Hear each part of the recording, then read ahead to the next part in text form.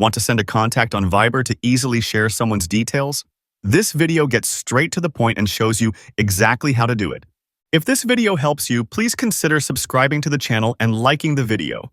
For extra support, you can also join the channel membership. First, to send a contact, you will need to open the Viber app and go to the specific chat where you want to share it. Inside the chat, look for the plus icon, which is usually located in the bottom right, and tap on it.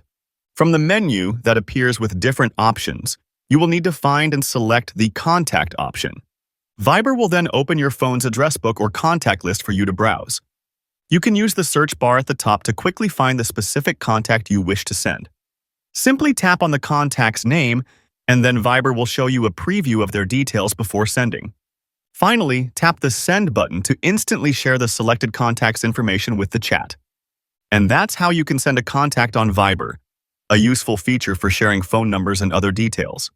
For more short and concise videos, subscribe to the channel and don't forget to leave a like and a comment.